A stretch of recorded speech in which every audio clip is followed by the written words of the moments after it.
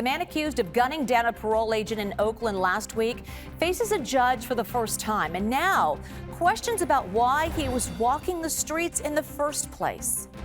He got 4 years at halftime, so he did 2 years in custody. We would have been looking at more like 12 years at 85%. Alameda County's current district attorney addresses the suspect's criminal history, why she's pointing the finger at her predecessor for his shortened sentence. Plus, the San Jose post office erupts into flames after a car slams through the front of the building. I mean, those flames were gigantic. And police say the brother of the late NFL star and Army Ranger Pat Tillman was behind the wheel.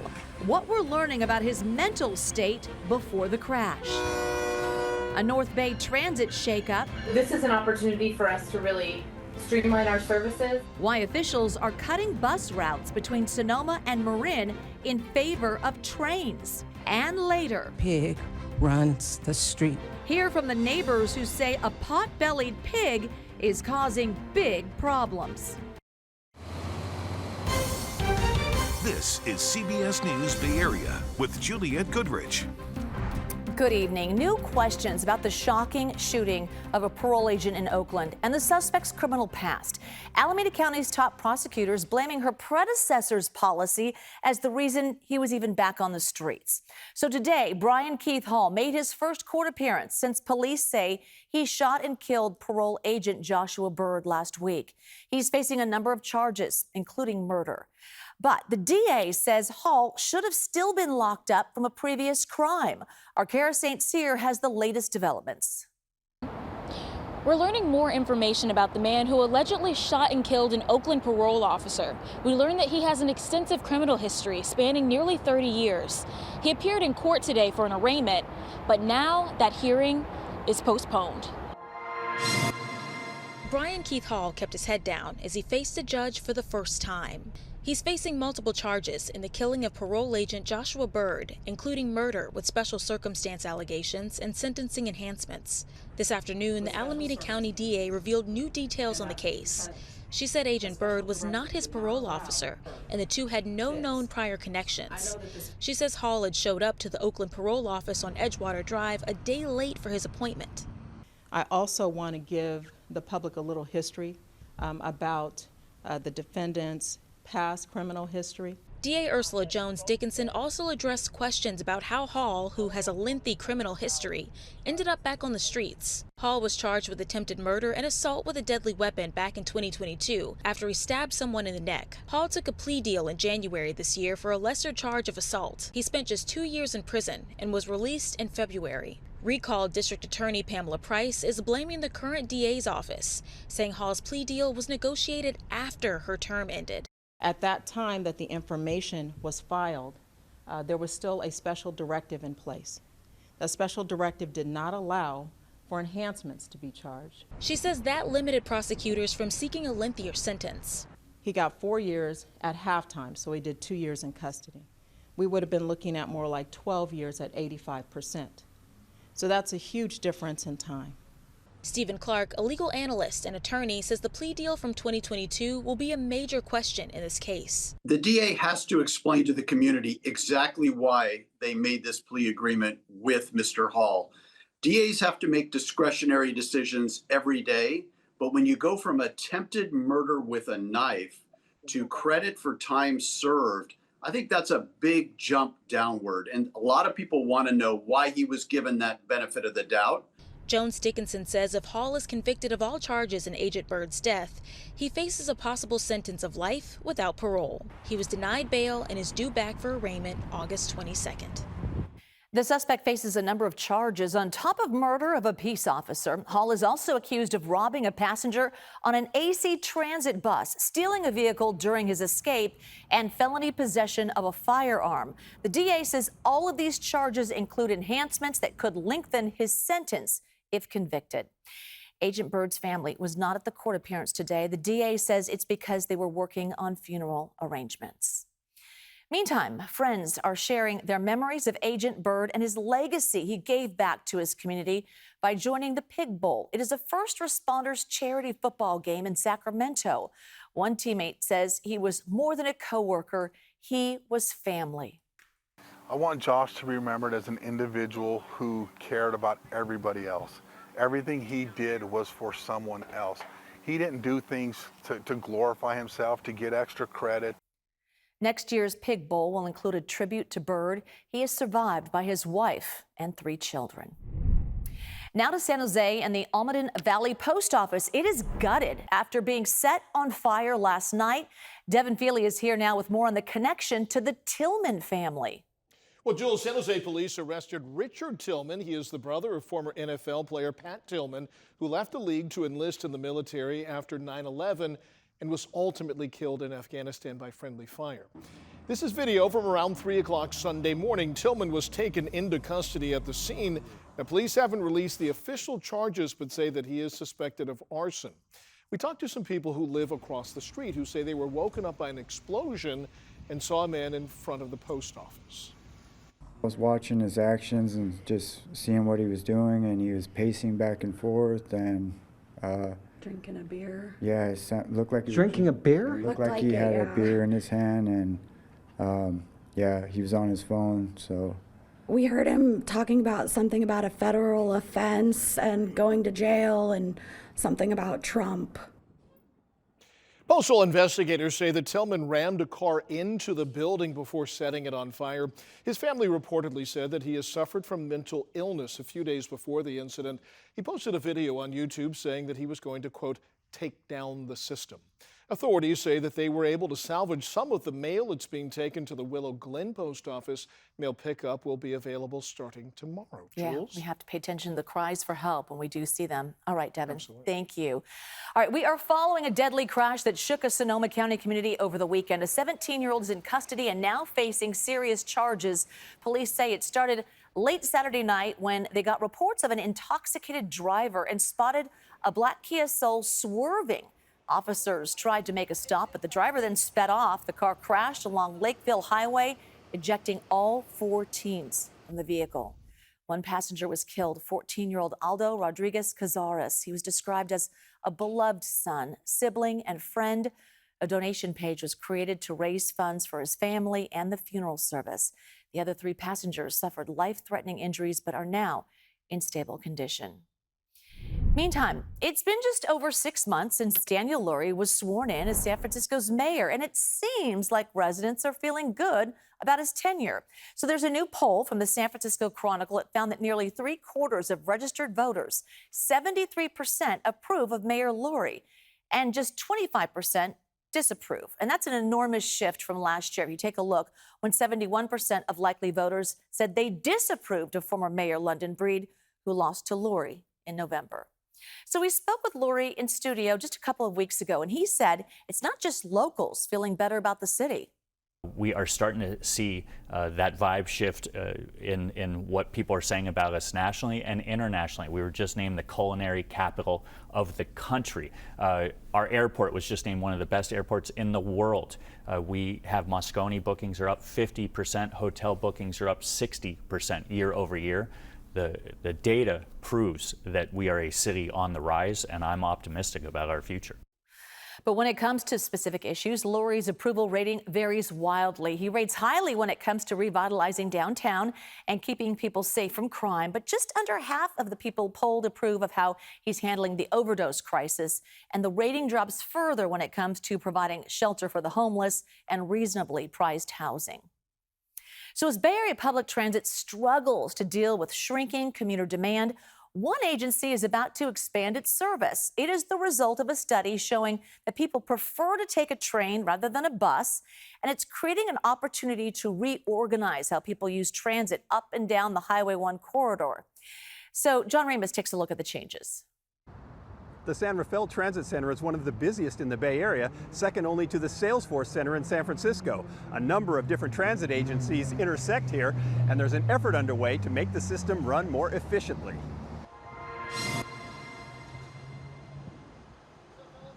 All roads in the North Bay seem to lead to San Rafael, at least most of the public transit providers.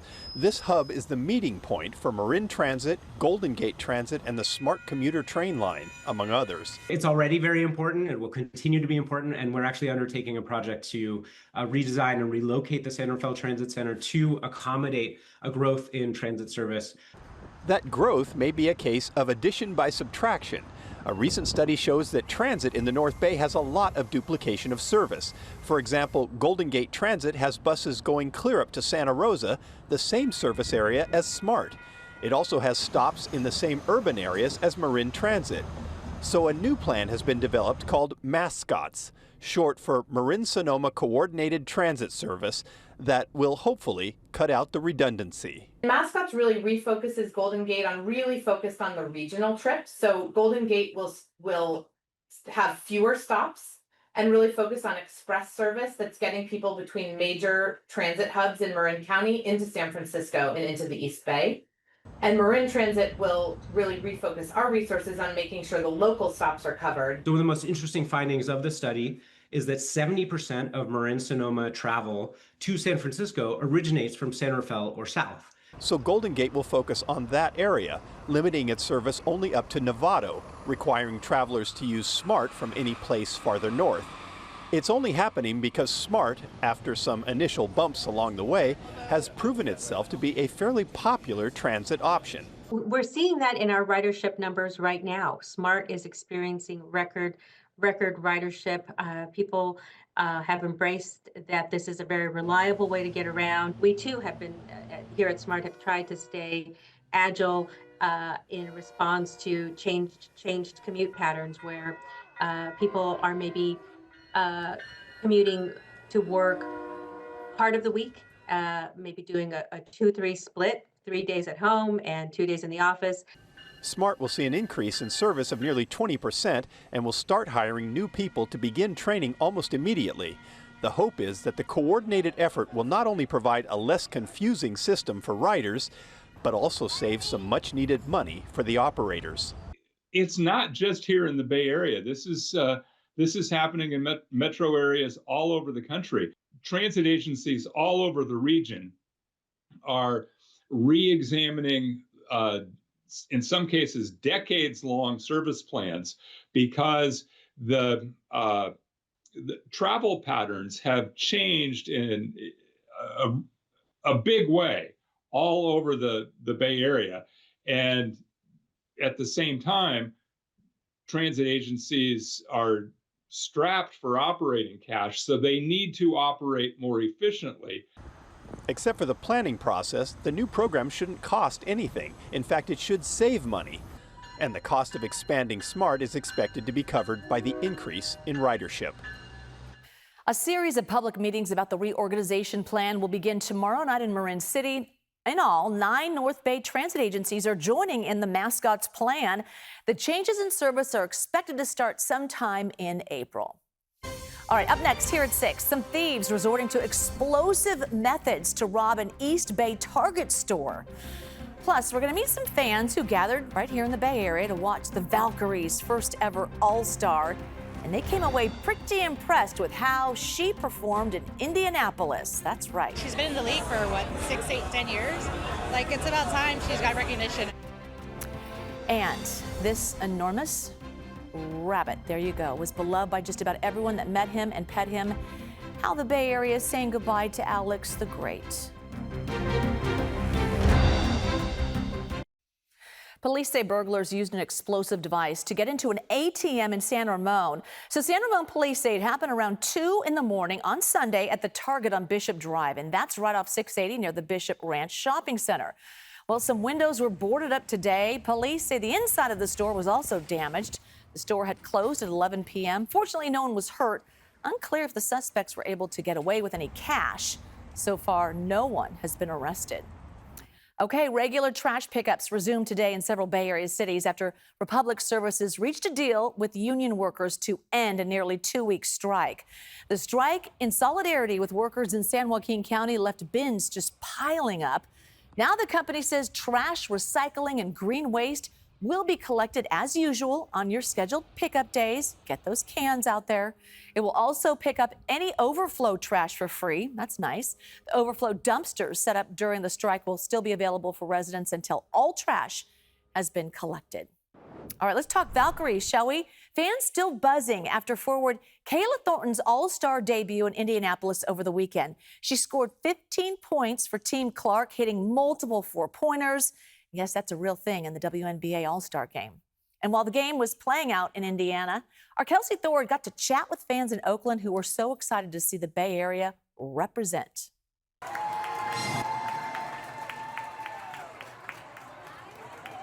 All-Star Weekend wasn't just a blast for those who traveled to Indy for the festivities. Valkyries fans here in the Bay had a plethora of options when it came to watching the game with fellow diehards. I'm excited that one of our players, Kayla Thornton, is in the game, and I'm just excited to see all the players playing together, from different teams. From San Francisco to Oakland and beyond, Valkyries fans packed into different watch parties to take in the game. Here at White Horse in Oakland, fans like season ticket holder Alicia Hampton and her friends made a whole day of it. Just knowing that those spots are available for us to come together and still watch the game, even though when they're not at home, we can still hang out together. It's cool. Of course, the star of the game here in the Bay was Valkyries forward Kayla Thornton. Oh, it's so cool. I think this is Kayla Thornton's time to get it. She's been in the league for 6, 8, 10 years. It's about time she's got recognition. I think the Valkyries is that team that's going to give that to her. Team Clark may have lost in the end, but Thornton came away with an impressive 15-point, 11-rebound performance. She has the ability to be in there, and that's why she's there. So not surprised at all. Now fans are shifting their attention back to the second half of the regular season. And after what has been a breakout inaugural run, many fans remain hopeful we could see the team in this year's playoffs. I think so. I think they have a good team. They have a good foundation. Why not? The Valkyries All-Star break ends on Friday, and when they host the Dallas Wings at Chase Center, tip-off is at 7 p.m. All right, he is a fan favorite, often seen at sports games around the Bay Area. He's Alex the Great, certified therapy rabbit with more than 55,000 followers on Instagram. He died this morning because of complications from cancer treatments. Alex was a Flemish giant rabbit who was never far from his mini car. He was originally rescued from a meat farm 4 years ago and found ways to give back to the community. Alex volunteered at Bay Area airports and visited patients in hospice care as part of the WAG Brigade. He even had photo shoots to donate money to charities. Saw him just a few weeks ago. Yeah. Temperatures today were anywhere from a little below average to way out of the ordinary for late July. Only 72 degrees in Concord. Even the warmest spots fell short of 80. We got more of the same tomorrow. Tracking how long this cool pattern will last coming up in the First Alert forecast. Any Deadheads who can't make it to the big concert series in Golden Gate Park next month can see it on the big screen.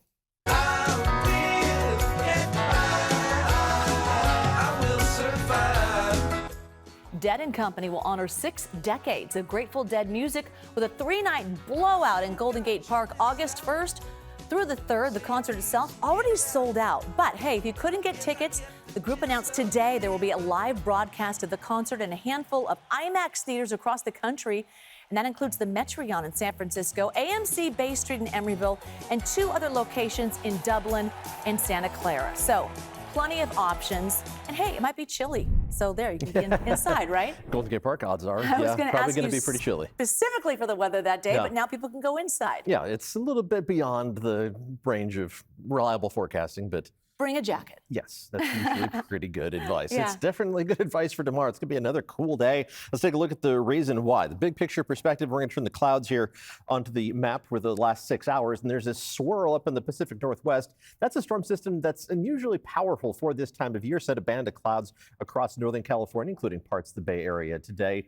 Not enough moisture to squeeze out any chance of rain showers, but it is close enough to squeeze the atmosphere and kick in those gusty onshore winds, which were gusting over 30 miles an hour for a time today. We return to the local map here and look at the same satellite replay. You can see all of that cloud cover within the marine layer very stubbornly sticking to the map. And there's that band of clouds that was moving from north to south over the past several hours. This fog is really going to spread out as we head through the rest of tonight.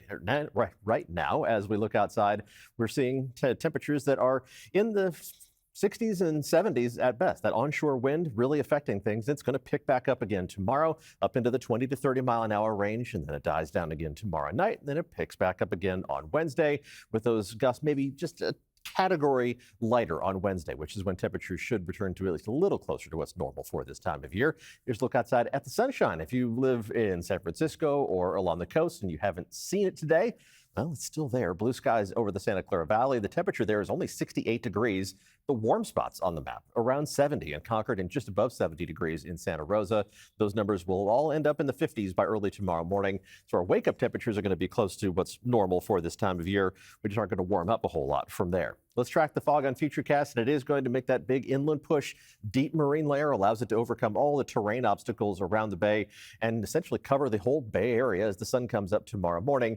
And it's not going to be too fast to retreat. We're going to see it sticking around in those inland valleys until about 9 or 10 o'clock, and then we'll see the sunshine breaking through, and temperatures will try to warm up, but they're going to end up about 10 to 15 degrees below average away from the water, about 3 to 5 degrees below normal around the bay and pretty close to average temperatures at the coast. We're talking about low to mid 70s in the Santa Clara Valley, mostly 60s around the bay, near 70 degrees down the peninsula in Redwood City, with high temperatures east of the Oakland Hills only getting up into the low to mid 70s.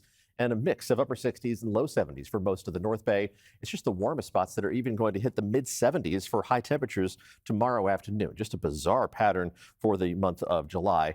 But as we head through the extended time frame, we are going to eventually see a better chance of warmer temperatures taking hold.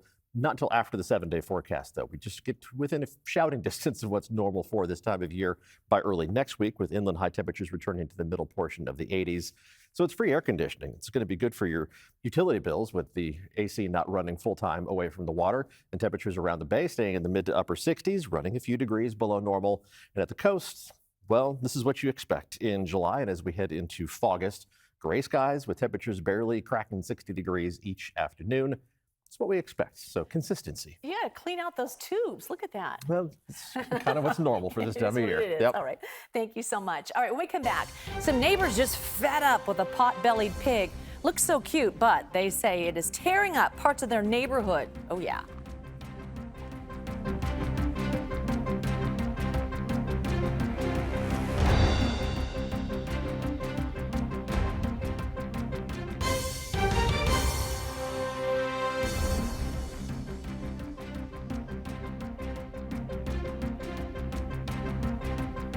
All right, so in Stockton, one resident going hog wild. Take a look. Neighbors claim that somebody's pot-bellied pig named Wiggly has been causing problems for about 2 months. So one woman told the city council the pig goes into other people's yards and that she had to buy a new fence.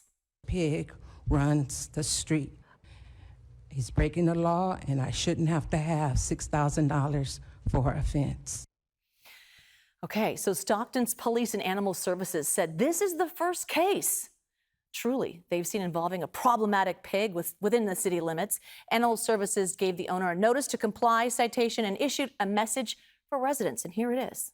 I just encourage the public to keep their animals contained. Don't let them run at large. They're more likely to get sick, get injured, and make sure that if anybody sees somebody owning a pig within Stockton city limits, to report it to Animal Services. Okay, it is against city ordinance to maintain pigs within city limits. Animal Control said the owner agreed to rehome the pig. Where? I want to know. All right. That's all, folks. CBS Evening News is next on KPIX. Local news continues on our streaming service, CBS News Bay Area. We're back here in 30 minutes with more news at 7. See you then.